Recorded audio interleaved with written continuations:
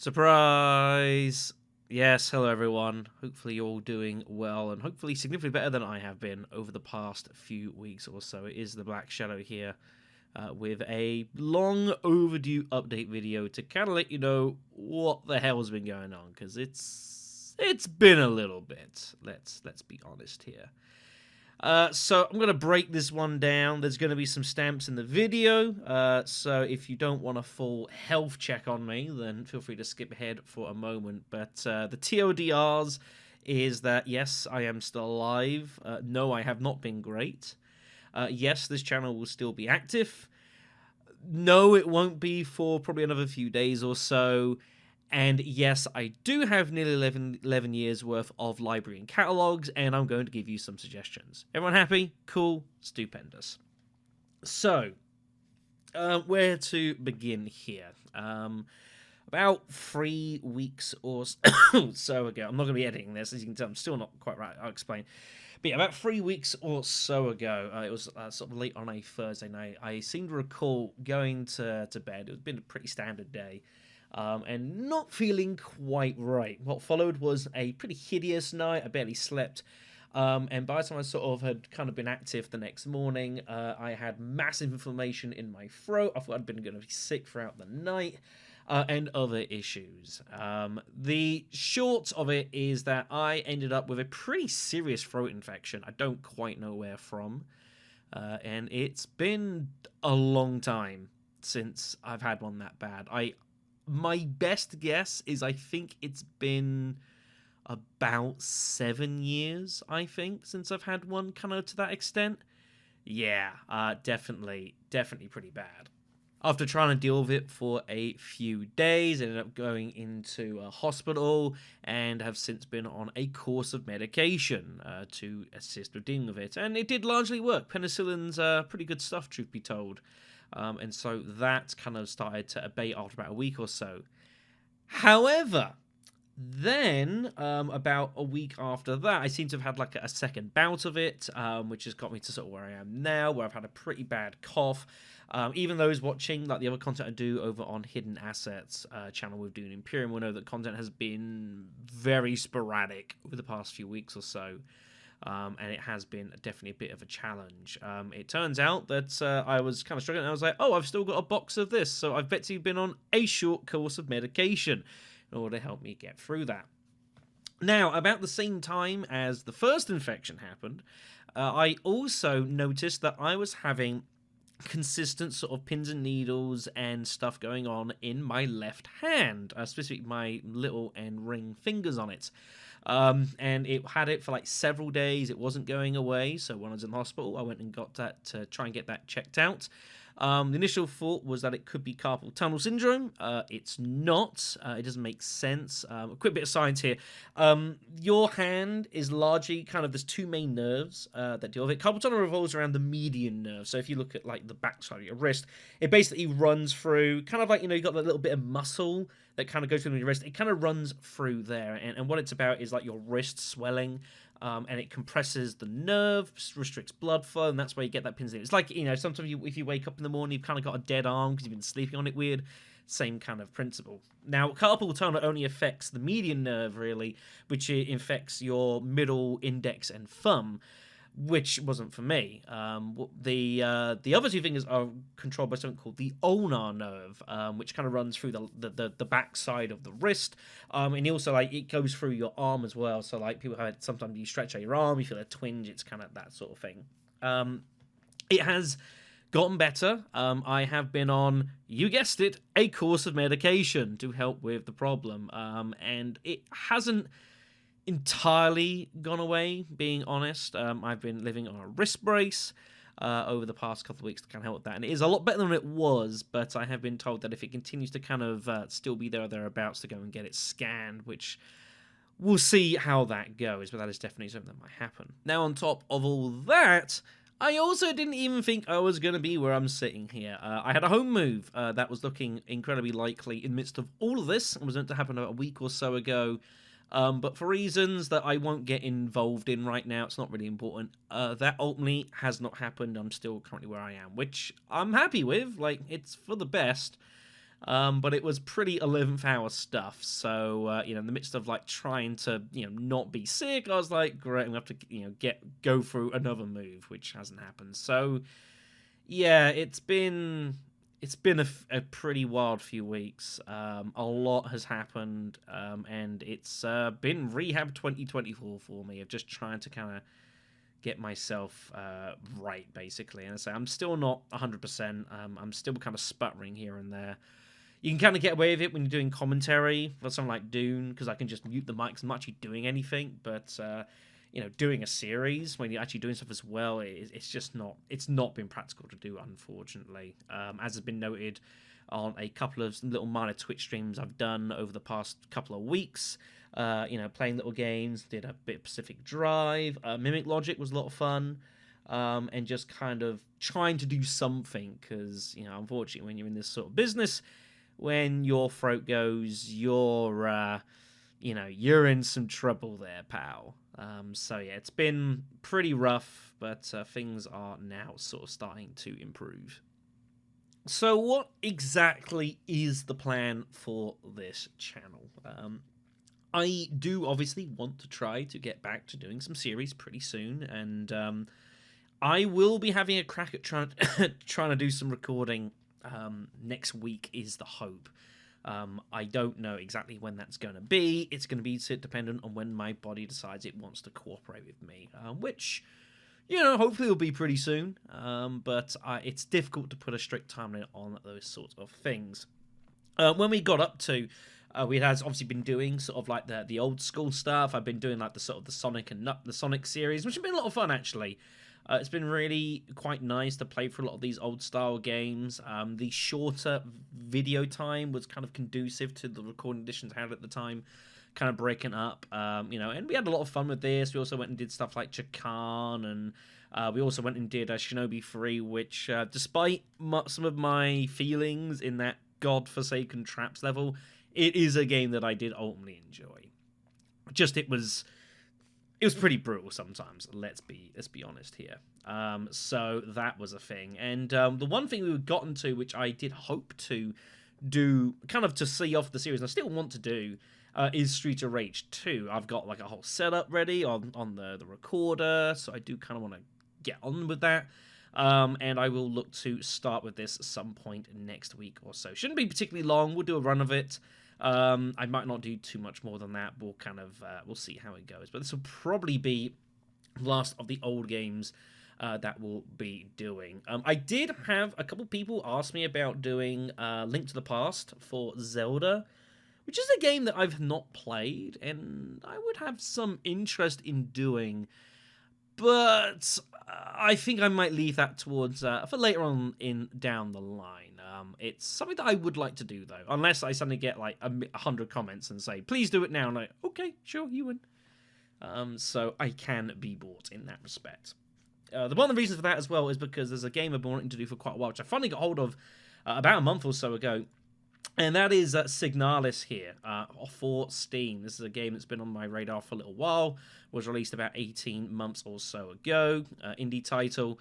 And I've heard a lot of good things about, and I've been waiting for it to get it on sale, which I finally did. And I do want to get started on this series as well. I've been waiting to do it for quite a bit.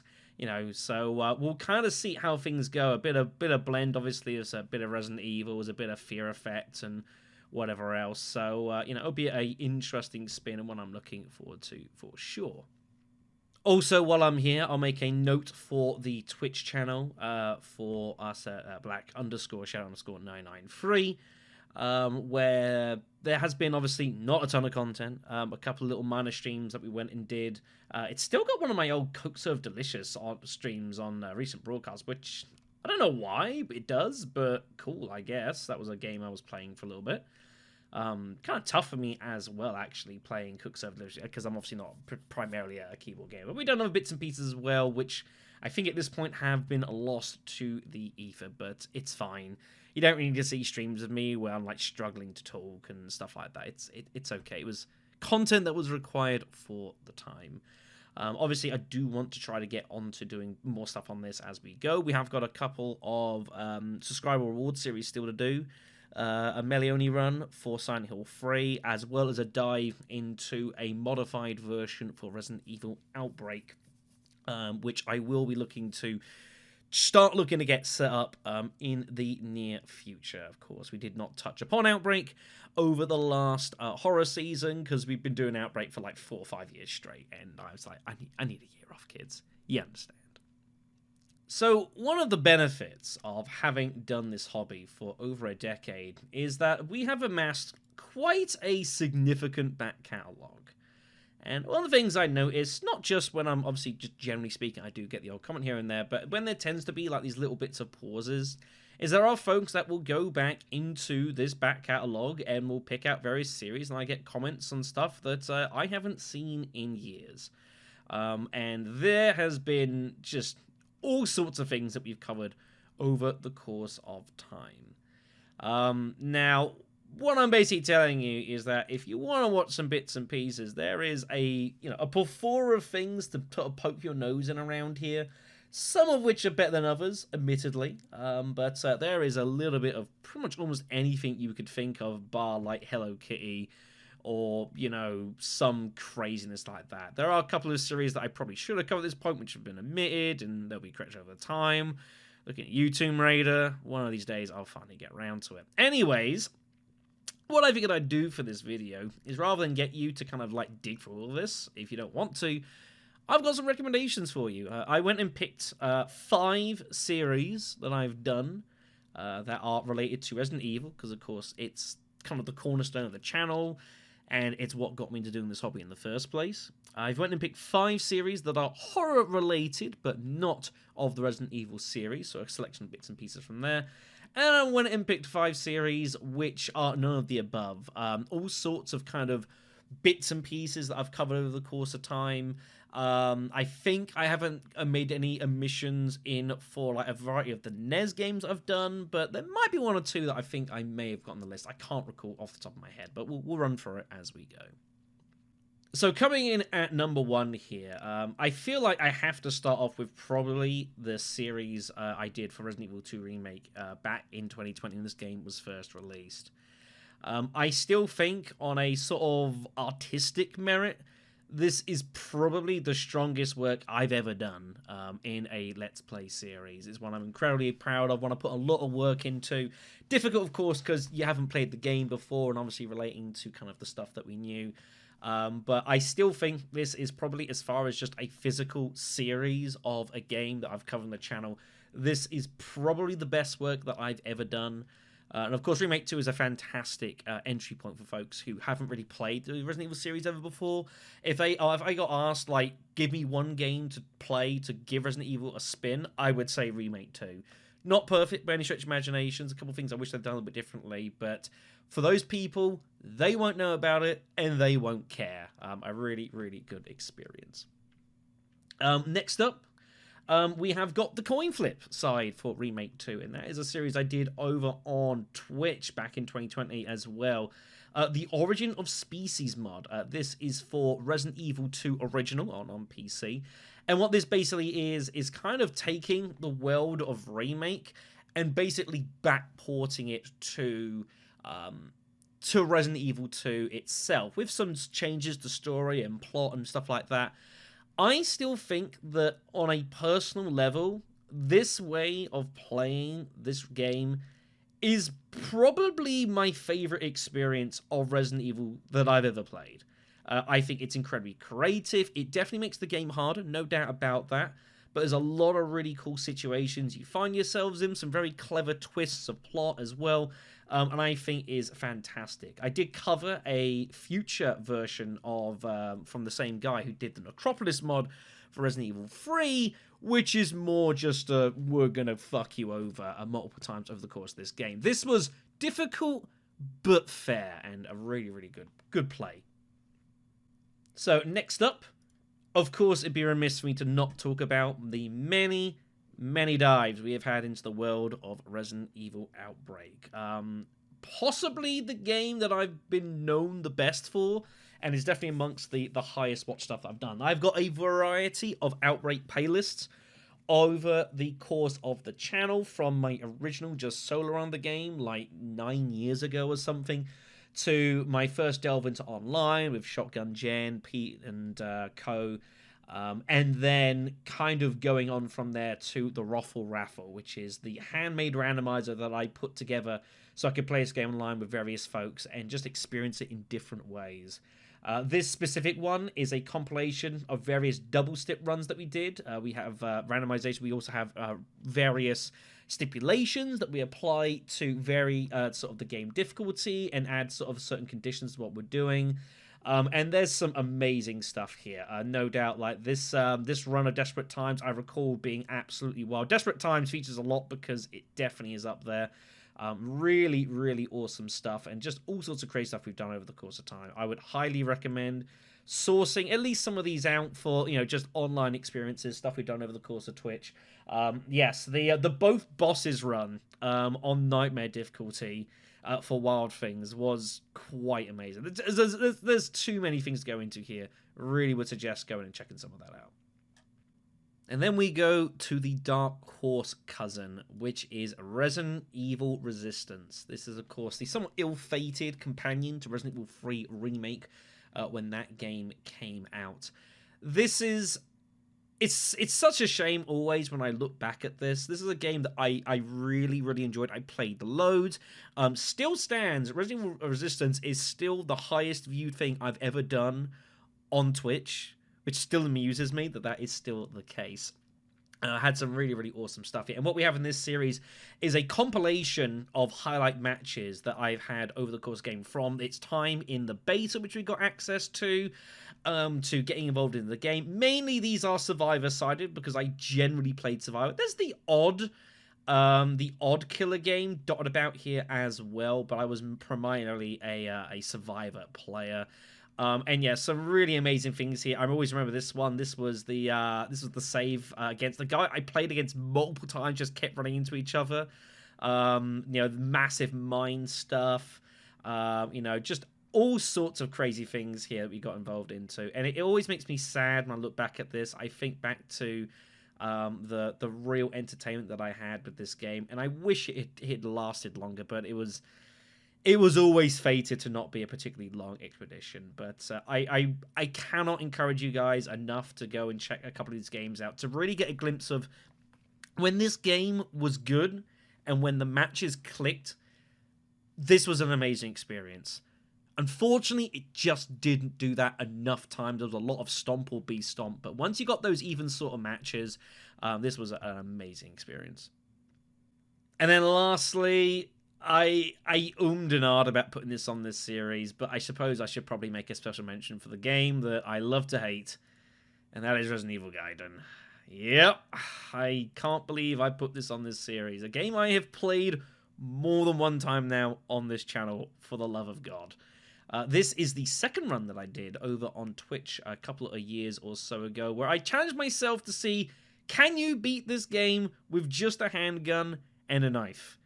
In a game that is not designed to be played with such restrictions. And it's hard enough to beat when you can do whatever the hell you want, because it's so messed up and it's so just completely crazy and fucked up.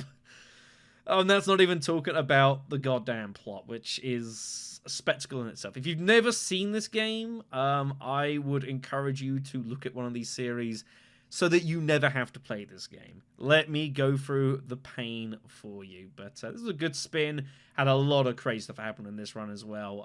And yeah, it was this was tough, but had some real good surprises. Right, next up, let's look at some horror series that are not Resident Evil. A good place to start is going to be Silent Hill, another series that I've covered plenty on this channel. We've covered the games 1 through 4 and done some challenge runs as well. And as I mentioned, the Silent Hill 3 Melee only run will be coming up on Twitch soon. So I figured a good inclusion would be my run for Silent Hill 1, doing this game on Melee only. No joke. I think this is one of the most incredible challenge runs I've ever done in my life. And I legitimately mean that. Some of the craziest boss fights you've ever seen. Video 3 and 5 particularly. Video 5 was possibly it's possibly the greatest boss fight I've ever been involved in. outside of stabbing an elephant to death with a knife in Resident Evil Outbreak. If that's number one, this is number two.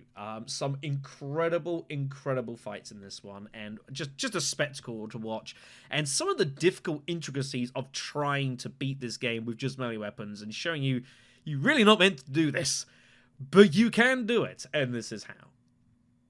Next up is another series that I've touched upon over the course of this channel, and that is the Clock Tower series. I've covered all the games of this series, I believe, starting from the initial game in 1995, back in its old 2D form, all the way to Haunting Ground, which is basically the spiritual successor to the Clock Tower series. This is the Clock Tower, although it's the second game of the series, but not to be confused with Clock Tower 2, The Struggle Within, which is a pile of crap.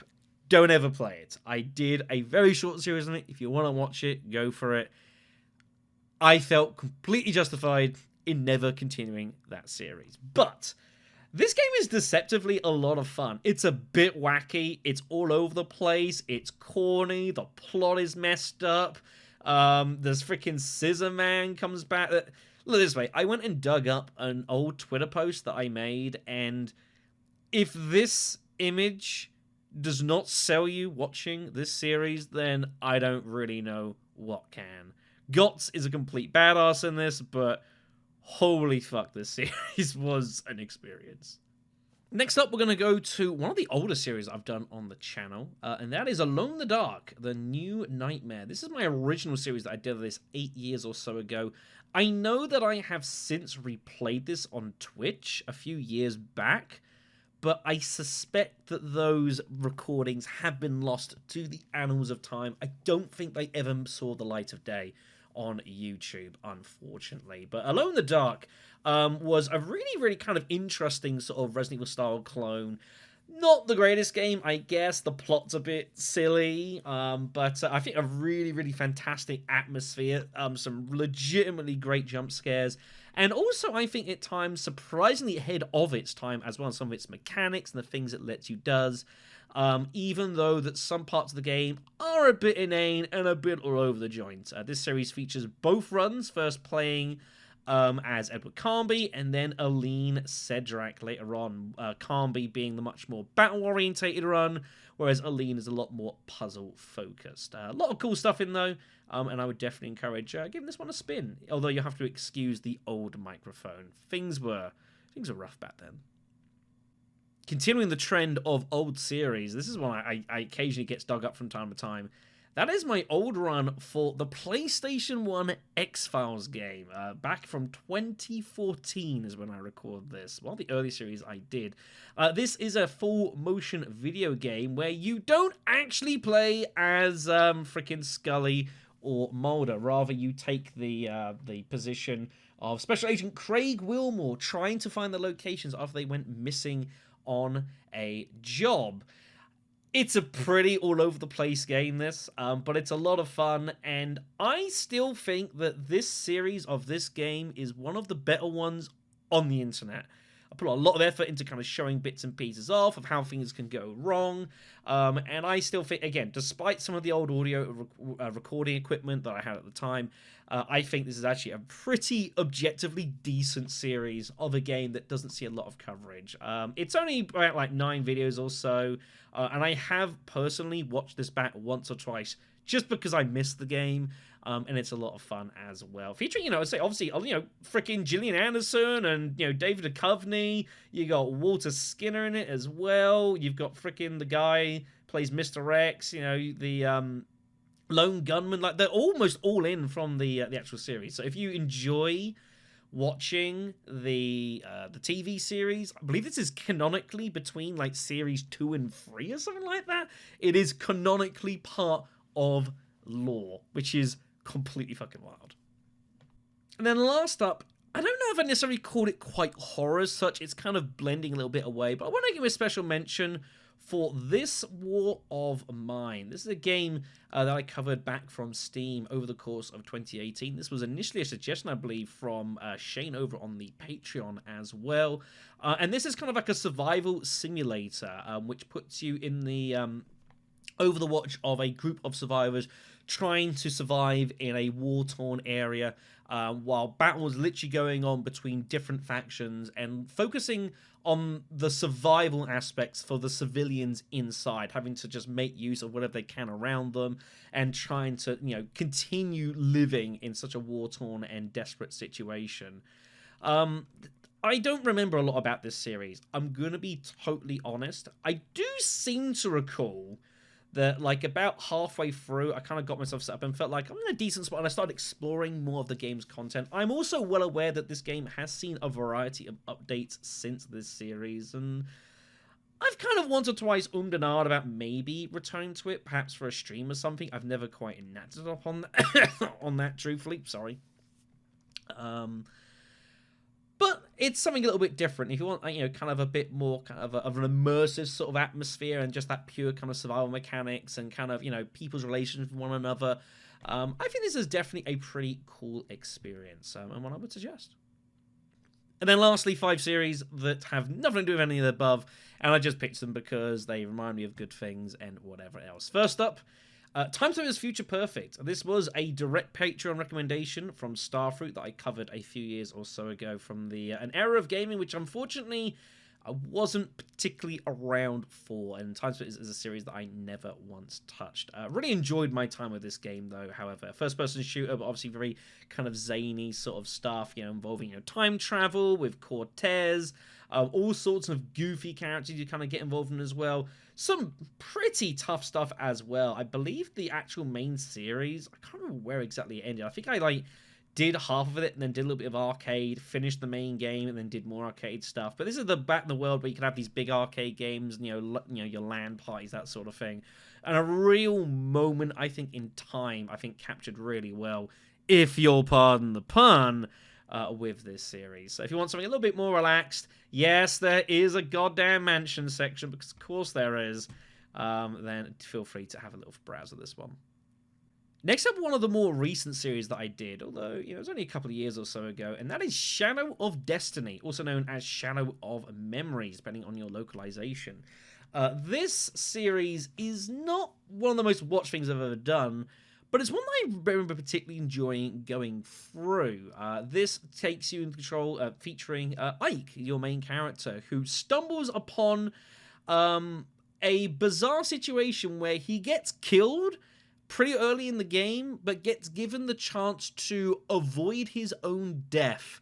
Unfortunately, that gets him involved into quite a spiraling sort of time travel situation and dealing with forces that he probably shouldn't be getting involved in, but there's a lot more plot going on. There's like 6 different endings to the game, which I do seem to recall exploring all those as well, and there's even like a bonus version of playing the game as well at the end. A lot of crazy stuff here, but one that I locally recorded and actually had my camera on for as well. I make a mention of this series partially because I had a lot of fun with it, but also partially one of the guys that runs the Wikia for this game actually ended up watching this series as I was going up, and he said to me that this was one of, if not the best series of this game that he'd ever seen, which is pretty awesome praise to have from someone, that's like made a hobby of finding out information about this game. And while I can't say I'm anywhere near as far as informed as they were, it was a pretty solid compliment. And again, I put a lot of work into this series, had a really good time with it. So, a nice kind of breezy watch to have on the side. We're doing some bits and pieces.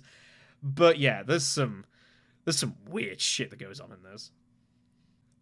Speaking of weird stuff, let's get to Kessen 2. This was a request from Blue Sri, virtually from Patreon.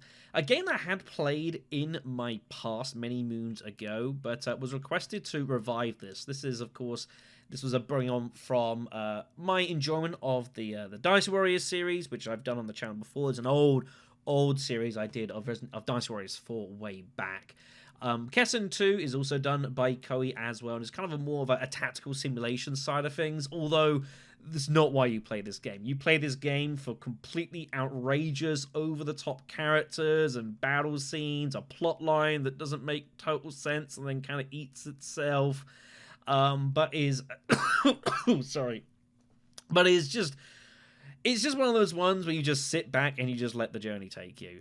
You don't worry about the destination at all. You just buckle in for the ride and all of the craziness that occurs over the course of it. Really, really fun times. I did spend some of these levels kind of exploring different things. It does allow you a deceptive amount of flexibility in how you approach kind of the game as well. And we do explore some of that too, along with the special scenarios as well. Lots and lots of cool stuff, and again, just if you want something just completely inane and all over the place, then this one might well fill your boots. Now, we have also done a variety of co-op stuff over the course of this channel, Outbreak being a good example here. And I went and dug through an old series that I did way back, and that is Let's Play Keep Talking and No One Explodes. This is back from 2016.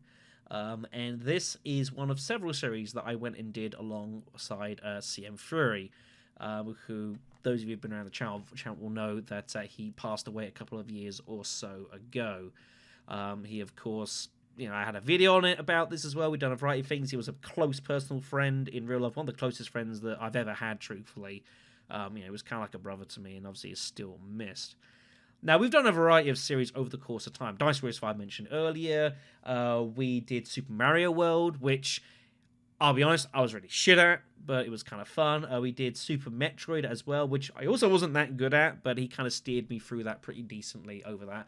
But I want to dig up this old series we did here. This is basically putting the role of two bomb defusal experts. One of you has to defuse the bomb. The other one of you has the manual of how to defuse it. You're not allowed to show the other person what's going on. It's all about communication and such. So we spent through a variety of the game trying to solve the variety of puzzles. The beginning ones are pretty simple, but towards the back of the game, it gets completely freaking ridiculous. It's just complete nonsense. But this is a series that I do remember bits and pieces of. I remember having a lot of fun, a lot of close calls as well. Obviously, a variety of miscommunications. I remember us having a really good time with this, although it was pretty difficult to set up over a course of a Discord call. But we got the job done. And last up, I want to make an inclusion for the RPGs that I've covered over the course of time on this channel. I've done a fair few, from obviously covering several Final Fantasy games, 6, 8, 10. I'm hoping to do 10 too still at some point this summer. I've also done a variety of games that are not Final Fantasy related as well, from Dark Chronicle and its initial predecessor, Dark Cloud. I did both series of this. Dark Chronicle, a game I still really hold dear to my heart, and Monica is still low-key like one of my favorite characters, possibly ever. Real low-key. Great memories of that when I was a lot younger. To Parasite Eve, which you could put down obviously in the horror section, but definitely RPG. I've done both the first game and second game of this. This one featured voice acting. It was an experience. To Grandia 2, which is one of the oldest series ever did, actually. Back in 2015, this JRPG here. Covered through the entire game. Real fascinating, actually, as well. Pretty good plot line, and seeing the progression of the character over the course of it is also really fascinating. But the actual inclusion I want to make here is the most recent one I have done. And that is Troubleshooter Abandoned Children. This was largely a pet project of mine, and this was largely a game that I ended up kind of getting me through some rough patches back in last year. But this is a game that I absolutely adored. So much so, I actually went and put a 16-minute video together here of my various thoughts and experiences, which was watched by the creators that actually went and responded to that over on my Steam page. We got a little conversation. It was really, really awesome. This game is not without its flaws. I won't say that, but it is a game that features a level of depth so large that I physically could not cover all of it in 135 videos. And also has just fantastic characters. It's the characters that really carry this. The story is very, very intense as well. There's a lot of characters that all get a lot of shine, which can make things a bit hard to follow on occasion. But, it's much, much more than just anime XCOM. There's so much more to it. The graphics is fantastic. The detail, the artwork as well, really well put together. And this is an absolute joy.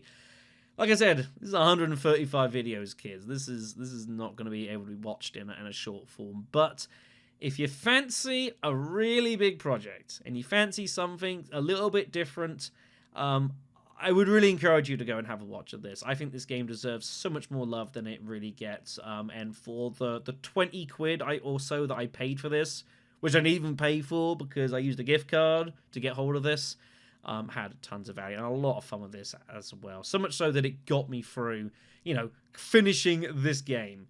This is not a short game, kids. Oh my holy goodness. If you aren't willing to watch through all of this, there is one section of this game that I think you should go and look at, and that is part 50 and the bonus part after that. This is the Scent of the Past mission, and I think this is this game's by far one of its strongest moments, where it's not so much about playing a mission. It's about story diversity. It's about where all the characters you've got are at the moment and their own problems and concerns, and it gives you hints of stuff that's coming in the future. Incredibly well put together here, and I just had to go through it again to show off the extra stuff you could do in this. An amazing joy to go through, and a game that I do miss. And it's a shame that I had to finish it eventually, not that long ago. There is meant to be a second game that's coming out some point down the line, is being developed. If so, I will be waiting for it, most certainly. But anyways, I think I've spent plenty enough time going through this. As I say, it's an enormous back catalogue, and I would definitely encourage you to go and have a little look through there. We'll get up to more live content, hopefully fairly soon. There's been obviously several edits in this to stop me from coughing on the mic. It's it's a work in progress, kids.